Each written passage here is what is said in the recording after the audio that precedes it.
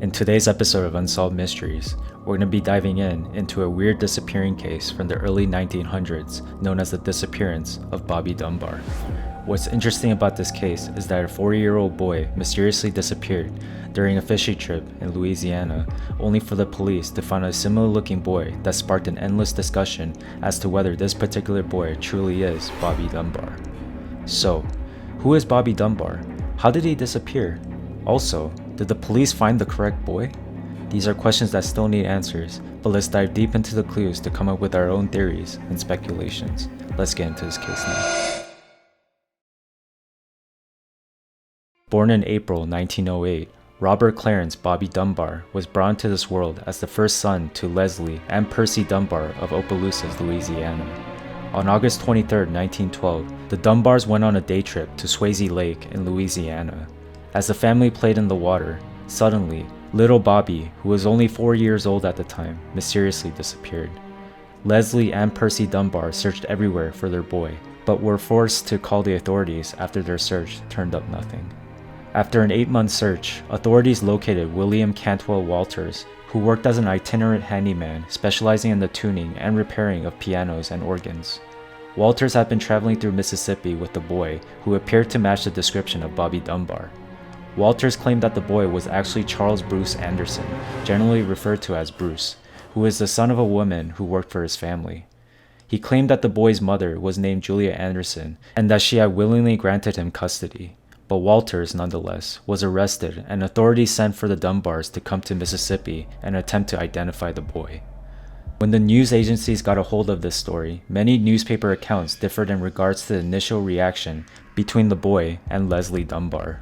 While one account, almost certainly fictional, indicated that the boy immediately shouted, quote, "Mother," upon seeing her, and the two then embraced, while another newspaper said that the boy cried and quoted Leslie Dunbar as saying that she was, quote, "unsure whether he was her son," end quote.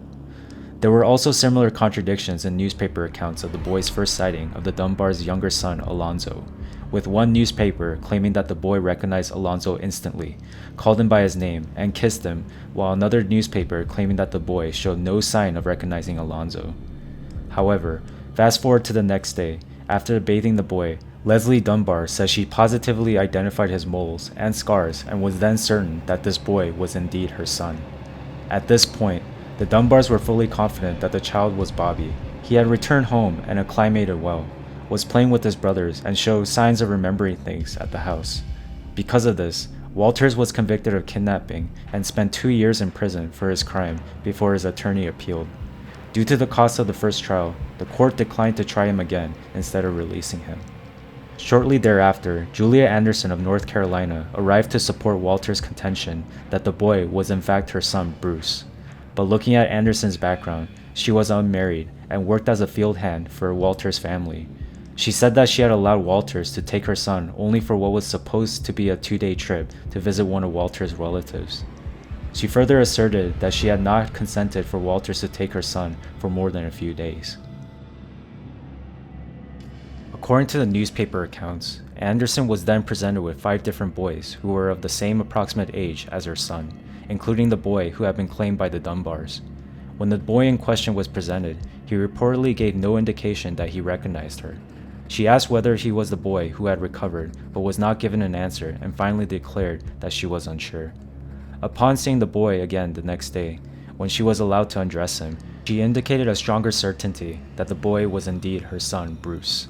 However, word had already spread about her failure to positively identify him on the first attempt. This, combined with the fact that newspapers questioned her moral character, and having had 3 children in which the other 2 were deceased by that point, out of wedlock, leading to Anderson's claims being dismissed.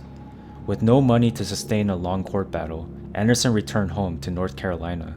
She later returned to Louisiana to Walters' kidnapping trial to attest his innocence and pushed for the court to determine that the boy was indeed her son. At the trial, she became acquainted with the residents of the town of Poplarville, Mississippi, many of whom had also come to proclaim Walters' innocence.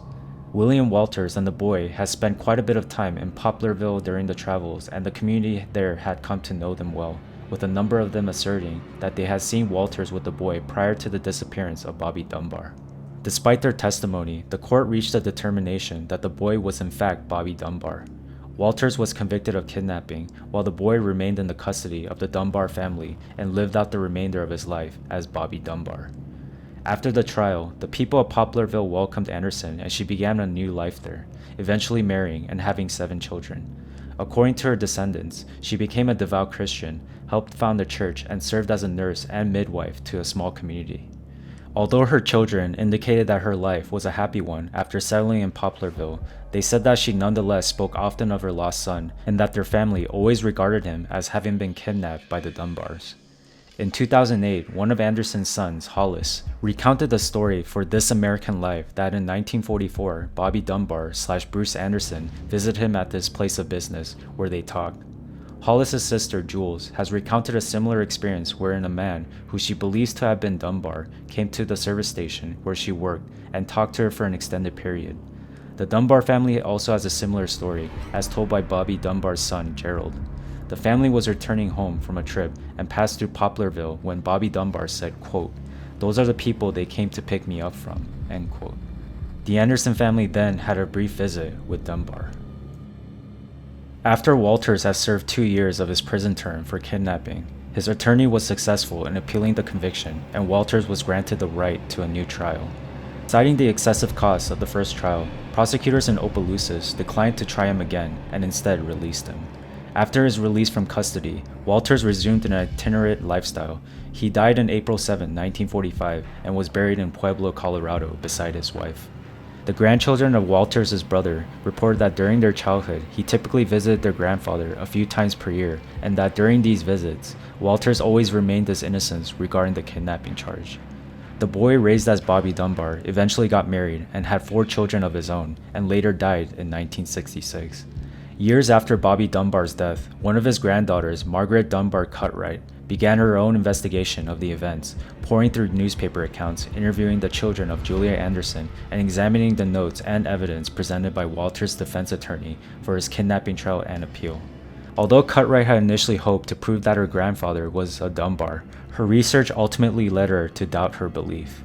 In 2004, after an Associated Press reporter approached the family about the story, Bob Dunbar Jr. consented to undergoing DNA tests to resolve the issue.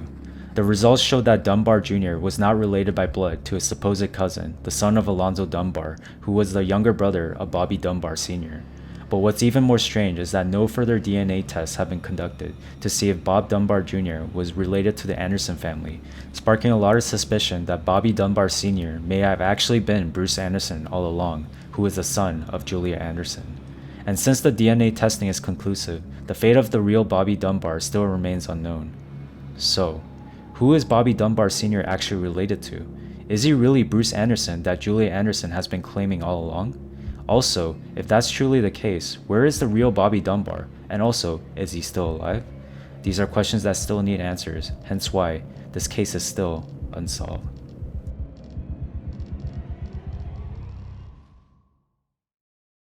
Hey guys and gals, this is Mr. Shin Ramen, and I just want to thank you for making it this far.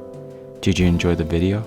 If so, it would be greatly appreciated if you can leave a like on this video and subscribe to this channel for more future content. Till next time, stay safe and stay scared.